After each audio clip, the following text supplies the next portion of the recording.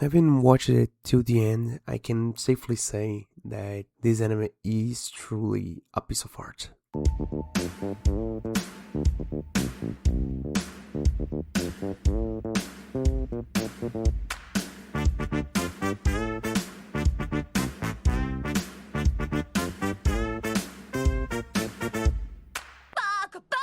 Hello everyone, welcome to the Weeb initiative. I'm your host, the Weeb. This is a show where every other week I'll be talking about anime, manga, and everything in between. This week I'll be talking about, to finish up our last episode, the second season of Sangatsu no Lion, or March Comes In Like a Lion. And basically, before I even start really, spoiler alert, I'll be talking about everything that happens in this anime. I'll be talking only about the anime, not the manga. I am still not able to, as I see it, it's pretty long and not finished, so I will not be reading the manga for some time. But either way, I do recommend it. Spoiler alert about that. I do recommend either watching the anime or reading the manga. It's a really great story. And about the spoilers, there are no plot twists really for this anime, so I'm just saying the spoiler alert really for the formality of it. Either way, this being an anime more about the journey rather than the goal, you have the warning there, so if you want to pause this, watch the whole thing and then come back. And those are basically the disclaimers. Now for the stats. So the second season of Sangatsu no Lion originally aired from October 2017 to March 2018. It has 22 episodes, similar to the first season, with no extras, no OVAs, no anything. And the same people had done it, Shaft as the studio. So I'm talking about the comparisons to other Shaft projects a bit later, but I can already say with certainty that this is a piece of art. Anyways, so getting into the story, this is like a really quick summary. I think that this review will not be as long as it should be, but it would be not as long as someone might expect, mostly because I don't think that going through the whole anime in detail will help any more than actually watching it. I do feel like it would be better for everyone to just watch this, because it is much more of a visual slash audio visual really experience rather than just a story to be told, because boiling it down really like cut and dry kind of stuff, there's nothing that really happens in this whole anime, mainly especially in the second season. I think the first season it had a lot of internal conflict with the main character Rei, and his relationship with not only himself but also with other people. But in this second season we see a shift from Rei as, let's say, the main character or the main spotlight, to then what in the first season were more of supporting characters. They were main characters due to amount of time in the show and stuff, but they were more there to support Rei in his struggles with himself and with his life choices. And now they have a bit more of a spotlight on themselves, especially Kawamoto Hinata, who is the main girl for this season. She is already one of the main characters that helped Rei in the first season throughout his journey of, let's say, self-discovery. She now enters the frame more as the main character because of, and this is already going about the story, but this season specifically, it dives really deep into her character in multiple situations in different kind of settings, and also it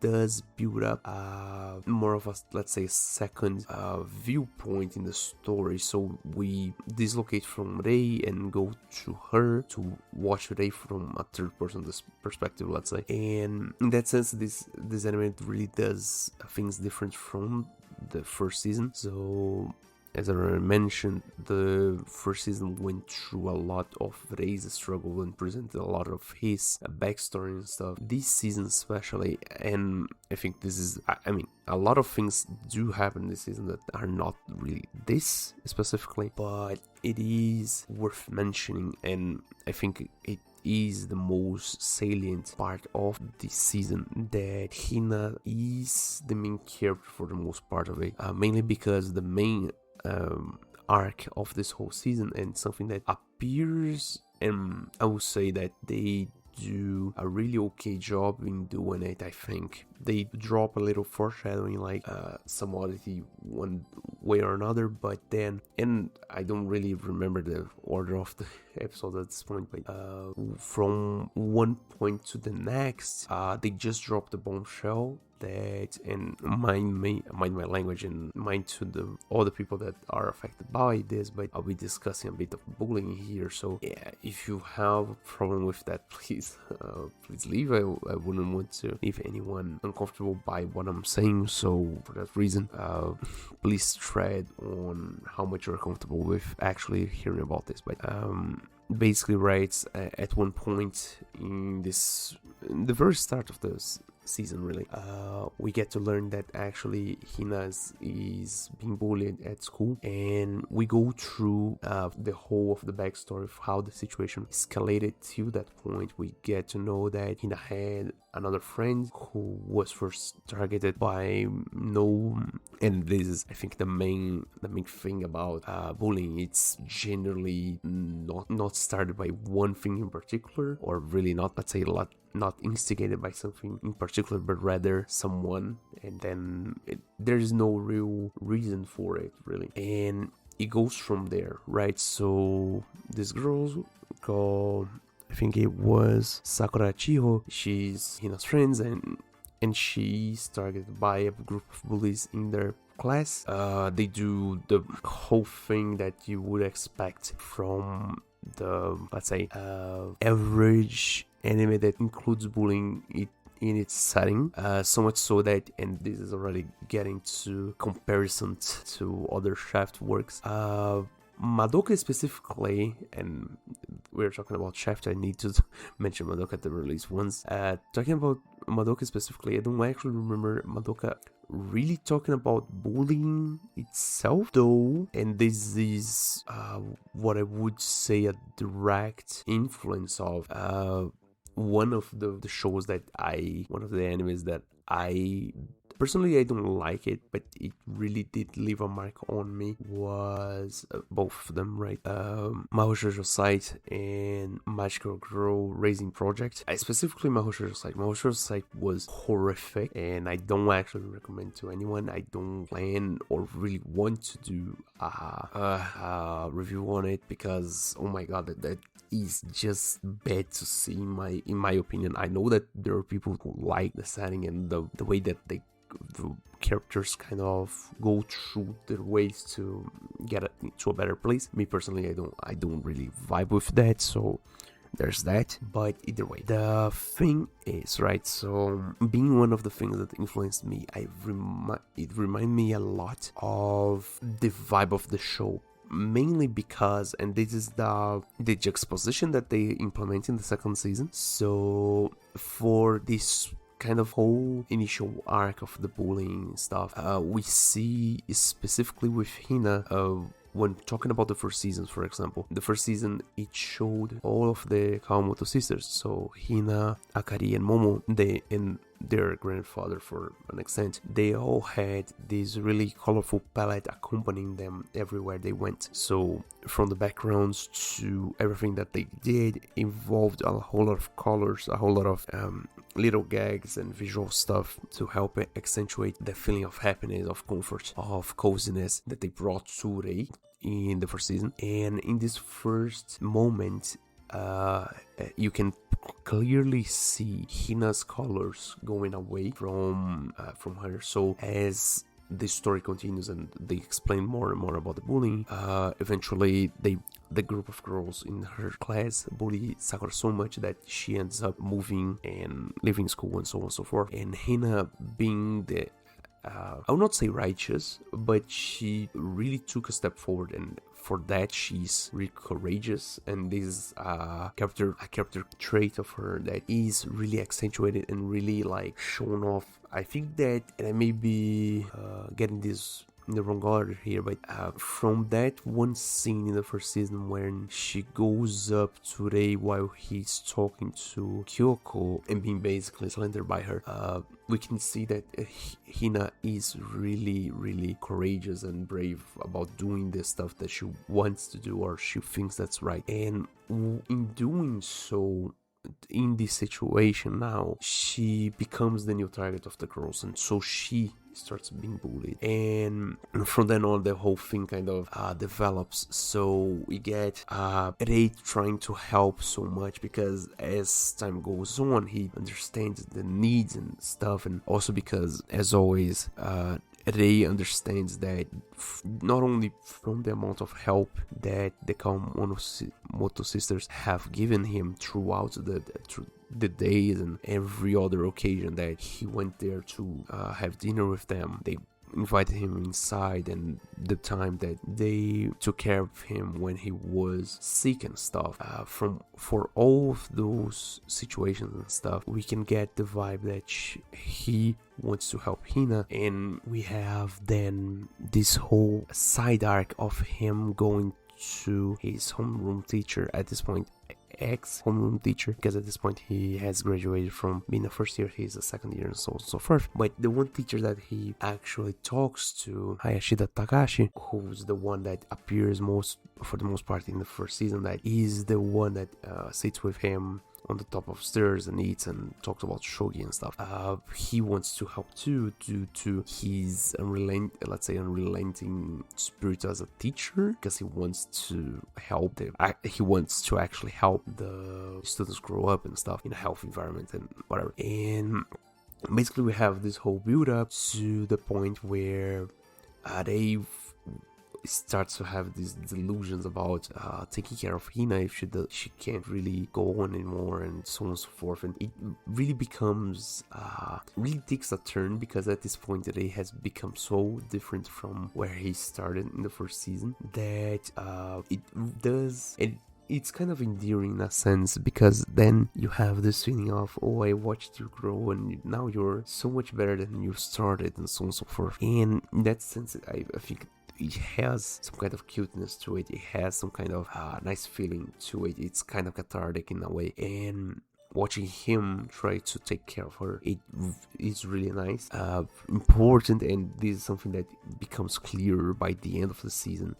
There's no real emotional romantic intent between the two of them. It really took me a while to actually get that. I really thought they would try to push the ship together and so on and so forth, but I can understand why not, because there is, and mind you, at the start of the season she is at the third year of junior high, which lands her in the 15 years old, so she's let's say under the somewhat, and I use this really lightly, don't at me, she's under the what many would consider the safe line, so they don't actually push it. And also because as they jokingly say, due to some things that happen in the end of the season, Rei is such a good boy that he won't try anything whatsoever, which is true.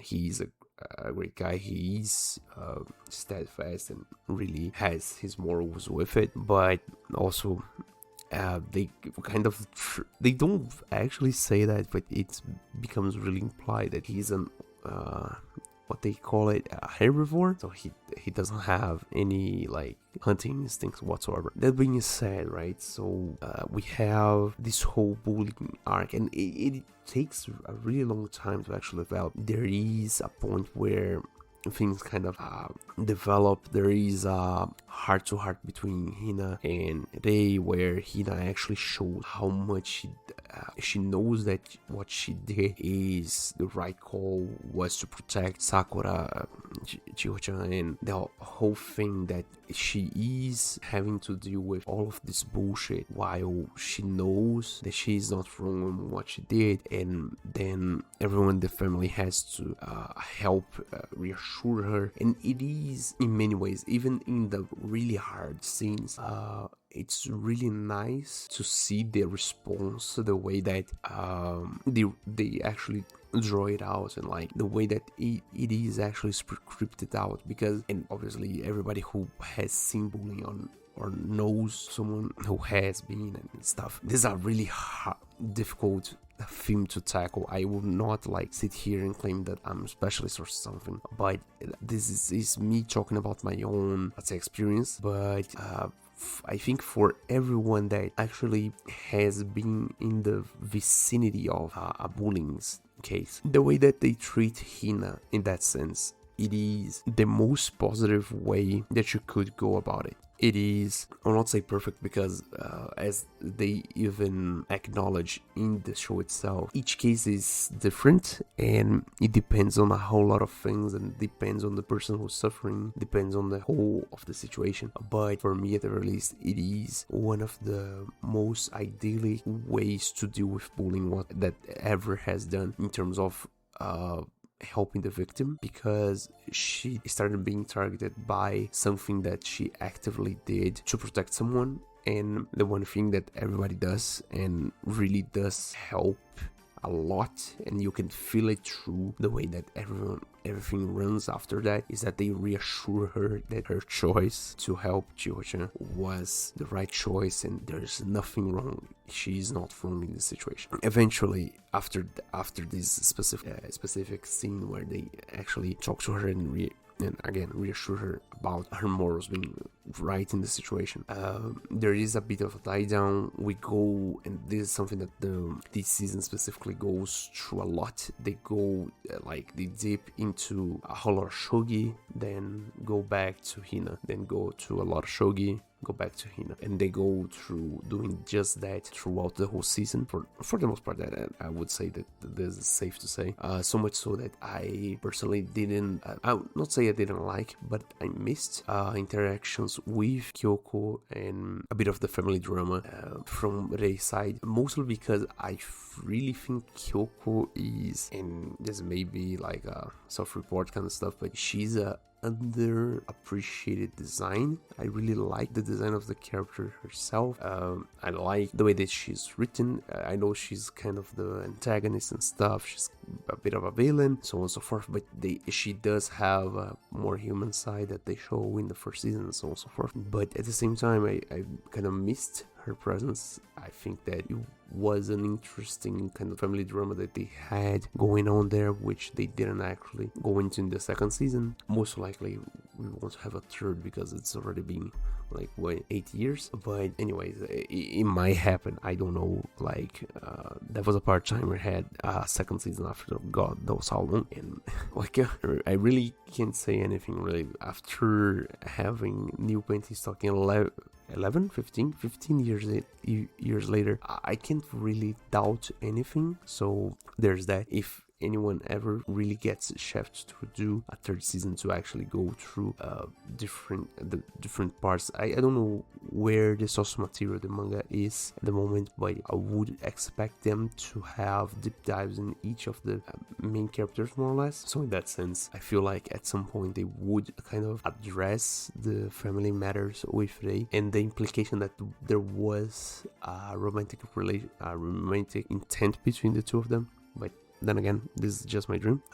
Throughout the shogi little arcs that we have Rei becoming the new, I think, junior master, something. I don't actually remember the name of the title, but he wins a major tournament for his classification. So they have dance and they have like classes. I don't mean to understand any of this. I don't know how to play shogi. I understand that the pieces move somewhat like chess, and that for the most part the nature of the always forward movement that the pieces have, and not really the possibility of moving back, turns defending a whole lot harder. Then again, I'm just deviating here, but anyway. So we do have this. We have a bit of backstory on Nikaido, more than we had in the first season, and actually learned that he has chronic health condition. They don't actually specify, they never specify this kind of stuff. And when he was actually trying his hardest to win, to actually go against Rei in the finals of the tournament, he collapses, he goes to the hospital, goes and stays in the hospital for like 3 weeks and so on and so forth. It's they, and again, I'll say this lightly, they kind of fake and I may be biased because I watched Shigatsu so recently that it may have like gotten into my head, but I really did think at some point that they would do a fake out somewhat like Shigatsu, and I would be here like, so yeah. I didn't expect to student age characters to die in the span of 2 weeks of me watching anime, but oh well. So, but he does not die. Okay, he does not die. It's okay. We do have the little heart attack and stuff, the part of worrying about him and stuff. So there's that.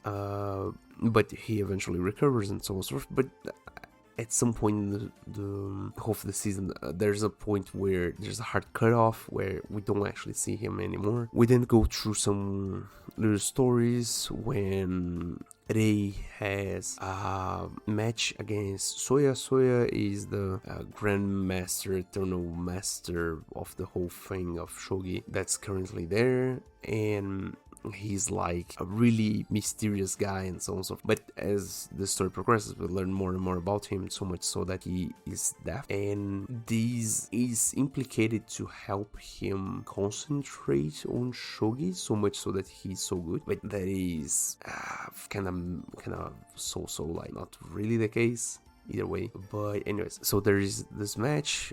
Unfortunately, Rei ends up losing because of his own error and so on and so forth. But there's always this uplifting message of better luck next try and keep on working and so on and so forth. He then, by the end of the season, he ends up graduating from second year of high school to third year and getting promoted to B2, so he's in the same class as his adopted father. This is something that we learn way later in the season, because his father actually appeared after God knows how long in this series and actually says some lines. And the one that happens a bit before this is Shimada versus Yanagihara-san, who is another at this point professional shogi player who is defending his title to be the Eternal Maestro. I don't understand the titles that they give them. I know that there may be some meaning there. I will not pretend to actually understand any of it. But anyways, there is this whole kerfuffle. The match is really well animated and really well, let's say, it does really feel like a sports anime where they go into this whole kind of tangent about the past and the people that they left behind and the people that entrusted them their dreams to them and so on and so forth. It's really well done in that sense. The idea of this being actually kind of a sports anime coated with this amount of drama is really interesting, because at the end of the day, it's kind of a sport.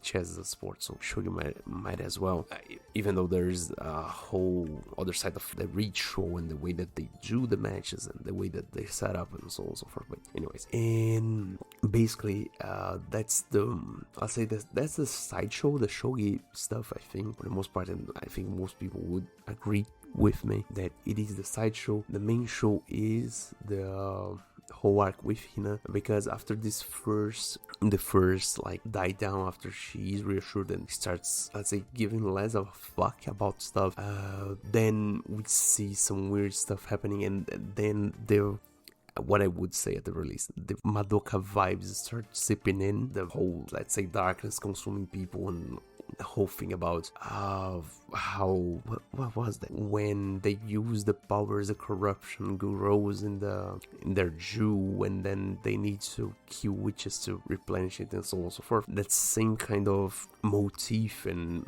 special effects kind of starts going through as their homeroom, Hina's homeroom teacher eventually collapses from watching so many people get bullied, which then brings up a whole nother discussion about her own incompetence to actually stop the bullies, but I'll not get into this here because again, I'm not a specialist and I don't think that diving into this kind of theme will help anything. But then after she gets out, the headmaster, the director of the school, actually goes to be her substitute homeroom teacher until they get to a new guy hired, and this is the actual idyllic solution to bullying. He actually gets, I would say, a task force of the teachers to actually get involved and root out the whole reason of the bullying and so on and so forth. Eventually, the main let's say the main culprit, air quotes here, is revealed,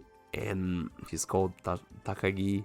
I don't understand the vibe, but anyways, but she has kind of a sociopathy intensified moment, and the whole thing kind of gets weird for a bit. But then after some time, the whole thing kind of gets done with.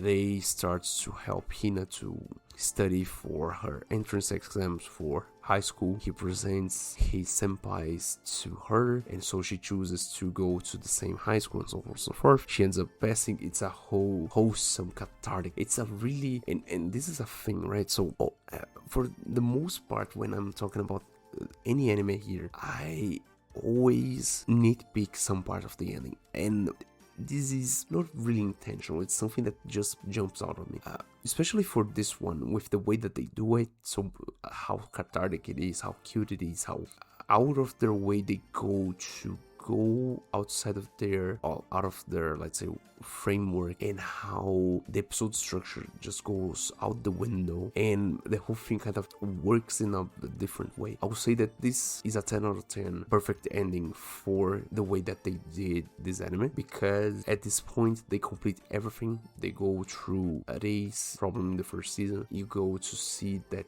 Rei has grown up and he has a really deep connection with the club that he eventually finds himself in the inside of the season. It is a really touching scene. It's a really nice and cathartic, and like this is the point where Rei has been kind of reborn into this new person. He has overcome not all but most of his struggles with his past choices and so on and so forth. He has come to terms with everything that he has made him as he is now, and in that sense, I think that this ending is really, really nice. I do appreciate a lot of this season, and again, looking back at the series itself, I do really, really like everything about the art is awesome, so much so that, and okay, so I was practicing at the shower how I would say this. So this anime, much, and in terms of art, much like we praise so much, and again, this is from 2017, so bear with me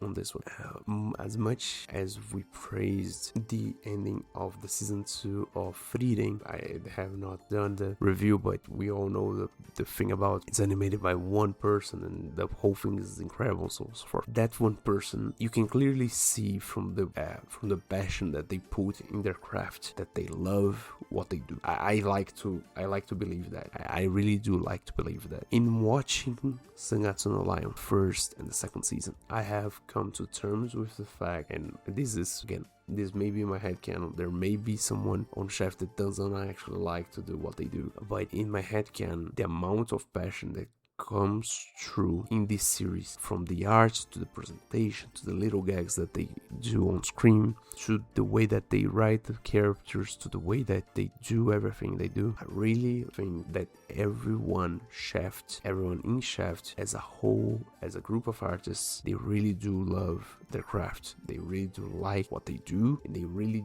do want to put everything that they have forward for us, the viewer. This anime is so beautiful, it's so stylized, it does not care about keeping it simple, it does not care about like keeping it anywhere close to the norm. It really does go out of its way to input a new art style, to just grab and do a quick gag and just go with it for a bit. They don't care about anything. They go to there, they animate, they do the backgrounds by hand, or even at the very end. And this was something that it took a bit of time to me. They go there, they put live recordings from different parts of the scenery, the parts that inspired them to draw the way they did, and the whole thing. It is really, really beautiful. I really, really love the series in that way. It is a piece of art. I really do appreciate the fact that I could watch this, and I really do recommend to everyone. I will not talk about music here because for the most part, and this may be just me, but it is something that to me at the release speaks a lot, is that the first opening is so iconic that I really don't remember the other ones. I really cannot for the life of me remember the other ones, but that may just be me, okay? That just, I am sure, and I sit here saying that the music in this series is awesome. Really, I'm serious about this, but I think the spectacle in terms of visuals just takes it away so much. And with that said, thank you guys for listening, thank you guys for watching. Please like, please share, please follow, depending on the platform you're in, and I hope to stick around for next time. Bye.